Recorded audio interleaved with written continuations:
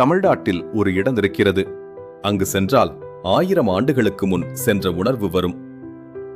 உலகம் முழுவதும் இருந்து ஆயிரக்கணக்கான மக்கள் ஒரு அதிசயத்தை பார்க்க அங்கு வருகிறார்கள். அது ஒரு சாதாரண கோவில் இல்லை, ஒரு என்ஜினியரிங் வண்டர், ஒரு தமிழரின் பெருமை. இப்படி தமிழர் வரலாறு மற்றும் மறைந்த உண்மைகள் தெரிஞ்சிக்க சப்ஸ்கிரைப் பண்ணுங்க. 1000 ஆண்டுகளுக்கு முன் டெக்னாலஜி இல்லாத காலத்தில் ஒரு மன்னன் உலகையே ஆச்சரியப்பட வைக்கும் ஒரு கோவிலை கட்டினார். இன்று வரை அந்த கோவில் ஒரு மர்மமாகவே உள்ளது. அதுதான் தஞ்சாவூர் பெரிய கோவில். கிபி 10ஆம் நூற்றாண்டு சோழ சாம்ராஜ்யம் உச்சத்தில் இருந்த காலம். அந்த காலத்தில் ஆட்சி செய்தவர் மகத்தான மன்னன் ராஜராஜ சோழன். அவர் ஒரு சாதாரண மன்னன் இல்லை, ஒரு விஷனரி.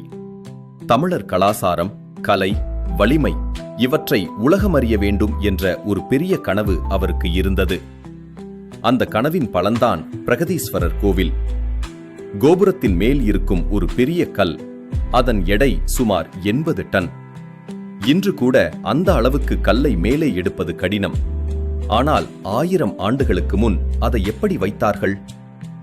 பல ஆய்வாளர்கள் சொல்வது 5 முதல் 6 கிலோமீட்டர் நீளமான சரிவு பாதை அமைத்து அதன் மேல் இழுத்து எடுத்தார்கள். ஆனால் இதற்கான முழு ஆதாரம் இன்றும் கிடைக்கவில்லை. இந்த கோவிலின் மிகப்பெரிய அதிசயம் கோபுரத்தின் நிழல். மதிய நேரத்தில் கோபுரத்தின் முழு நிழல் தரையில் தெளிவாக விழாது.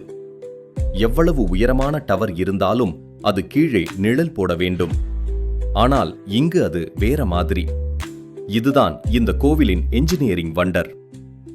கோவிலின் சுவர்களில் நூற்றுக்கணக்கான சிற்பங்கள் உள்ளன. ஒவ்வொரு சிற்பமும் ஒரு கதை சொல்கிறது.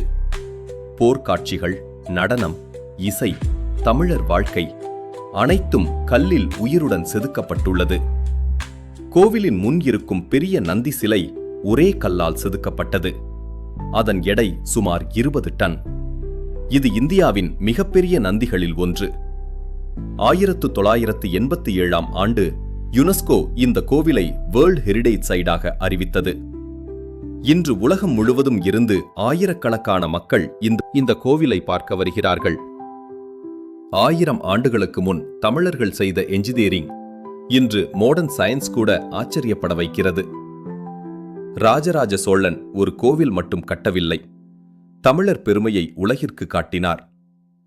இன்று நாம் அந்த கோவிலின் முன் நின்றால் அது ஒரு கட்டிடம் அல்ல, அது ஒரு வரலாறு, ஒரு பெருமை, ஒரு தமிழரின் அடையாளம். இப்படி தமிழர் வரலாறு மர்மங்கள் தெரிஞ்சிக்க சப்ஸ்கிரைப் பண்ணுங்க. உங்க சப்போர்ட் தான் எனக்கு மோட்டிவேஷன்.